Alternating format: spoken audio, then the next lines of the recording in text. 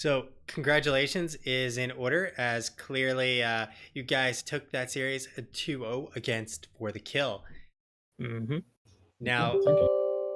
I got to ask you guys, is Chen the hotness? Because looking at your stats, you've won every game with a Chen. Don't play Chen. Let me play him. He's bad.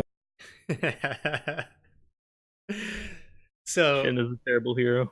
do you guys play him only in particular comps, or do you think he's actually sleeper good and people have just like forgotten about him and don't know how to deal with him anymore? Nah, he's not like sleeper OP or anything. I don't know. I guess I'm just the Chen whisperer. Like 1,500 games on a hero really helps you learn them, I guess. I guess if you had to split hairs there, but I pretty much just say, yeah, I guess I'll pick Chen here, and then we win the game. So it seems to work out. Yeah, I mean, it was an interesting play that they made against you. They knew like you just continuously throw barrels. I mean, you were a Donkey Kong build, but it seemed crazy for them to go for the boss. But then what was crazy was that 3 out of 4 members there all got stunned. Were you guys like going crazy at that?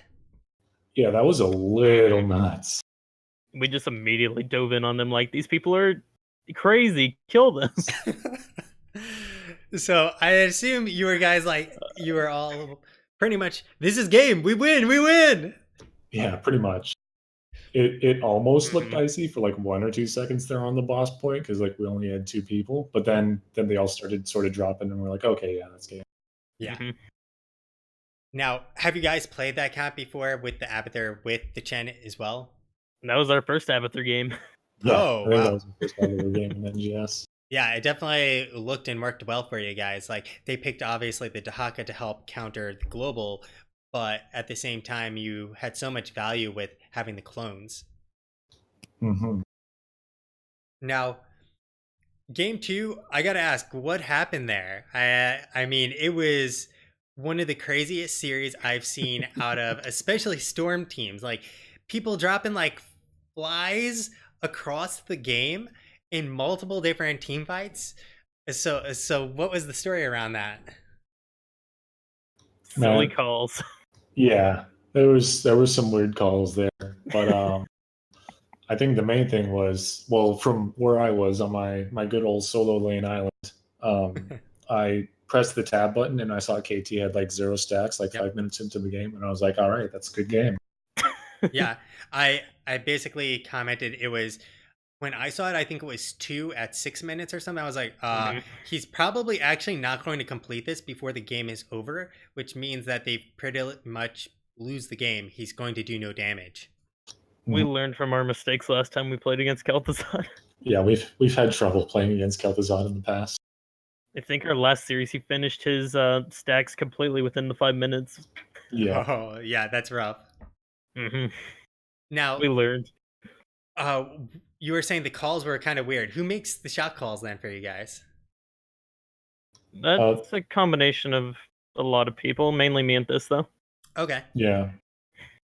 Every now and then, Digi will chime in. He's generally like the last word on calls, Mhm. but he's usually not like super proactive. Okay. So the first thing I gotta ask for the shot calls, obviously there was a lot of things that happened. You guys tried to go for the boss and left go down below. So what Mhm. was the call to go to do the boss, then leave the boss, and then leave goat altogether? I don't think we thought that far ahead. I'm gonna be real with you. Yeah.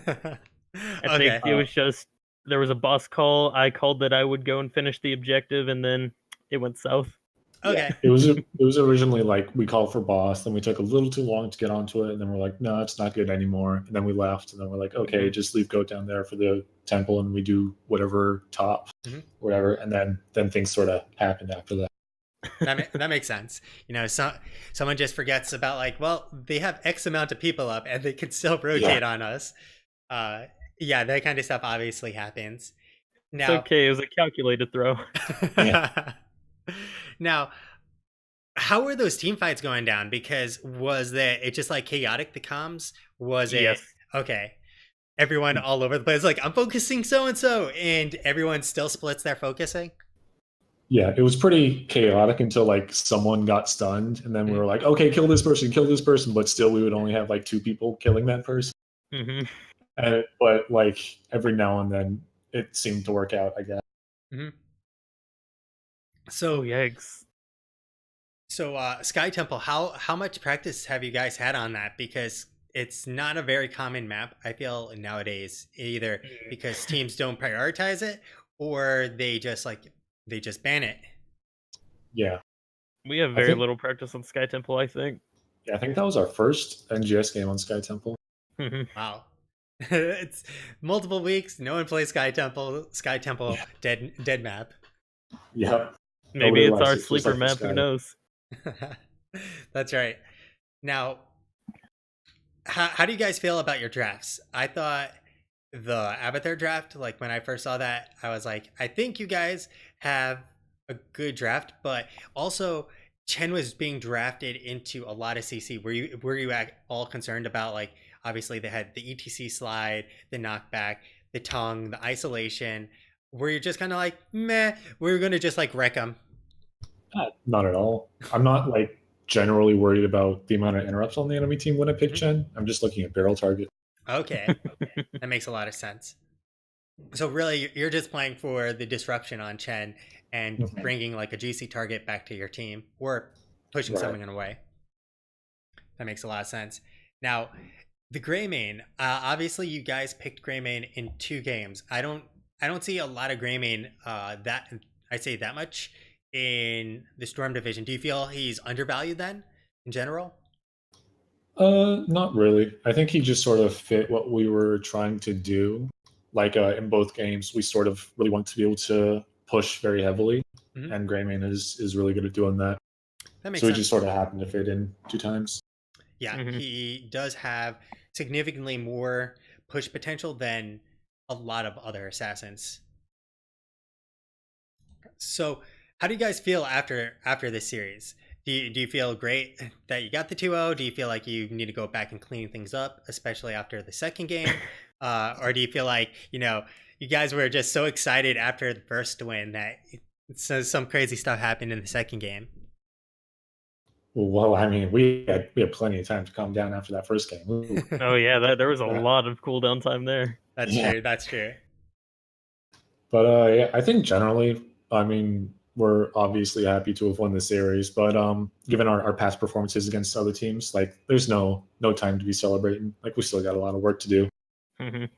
How do you guys feel for the rest of this season? Do you feel like you're a strong contender for doing well in the playoffs, or I guess you guys are still pretty high up there in the standings, and obviously with these wins, that moves you, I believe, to 10-6, which will put you, I think, about like position number 5 on the in the standings. Mm-hmm. So, how do you guys feel like going into the playoffs, and which will be happening in I'm not quite sure when, but probably in like 3 weeks, 4 weeks. I'm feeling pretty good about it. I think we got a decent Yeah, shot. we've done better than we expected going into the season. Like We just we were expected to not be expecting stumped at every all. game. Yeah, like we weren't expecting to be placed in like the toppest tier. We Mhm. were like, oh, but then we ended up doing better than we thought. So yeah, I think we got a chance. Yeah, that's awesome. Well, best of luck to you guys in your future games, and if I don't get another chance to catch you, also Mm-hmm. for the playoffs, if you should make it, which looking like you have definitely the chance to do so. Mm-hmm. Mhm. So Just keep an eye on Stats of the Storm, and whenever that Chen game goes up, yeah, I will. just think of me. Keep You'll be that the 100% one win Chen. rate on chin. Yeah. Now, I'd like to give you guys the opportunity to give any shout outs you'd like. First and foremost, my shout out goes to our sister team, DG Reborn. They are the better of our Mhm. 2 teams. Yes. They play off in Division D East, I think. You guys should give them a watch sometime. They're really fun to watch. Yeah. And then of course the rest of our team is pretty good too, I guess. I guess. I mean if I had to give them a Uh, compliment, I'd say they're pretty good. But yeah, that's about it. All right. Well, thank you so much. for this opportunity to interview you guys, and Mhm. have a good evening. You All too, right, man. thank you. Thank you for casting. All right, no problem.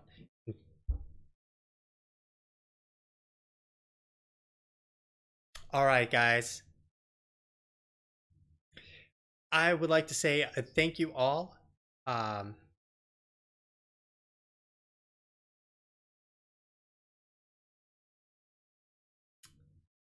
for the time that you have spent with me. Sorry, there's a lot of crazy shit happening right now simultaneously while I'm casting. We'll get to that in a second because this is bonkers stuff happening right now in the world of NGS. So we're going to talk about that after I finish giving my shout outs. I want to thank all of you who have come to watch this series.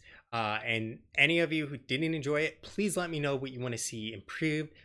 If you don't want to see anything improved and you thoroughly enjoyed it, that's great. I'd still love to hear, that positive feedback or even the negative feedback. If you enjoyed it, please hit follow. If you really did enjoy it, subscribing would be awesome, but even better, come back to more of my shoutcast. That's the most important thing to me for pretty much anything. Shoutcasting without people is the equivalent of talking to yourself and talking to a wall. Yes, a lot of teams will enjoy going over, seeing the thought that a caster has behind what they did, but without an audience there, it's pretty much the same as doing a replay cast. Not nearly the same fun that you get to have. So once again, you can catch me below on Twitter and on YouTube. I keep disappearing because of problem in my green shirt here. You can catch me on those as well. On Twitter you get to know when I'm going live and what matches I'll be casting. The YouTube, you get to tell, well, when my VODs go up, you get to see them simultaneously. And then finally, the Twitch is where you're at right now. So thank you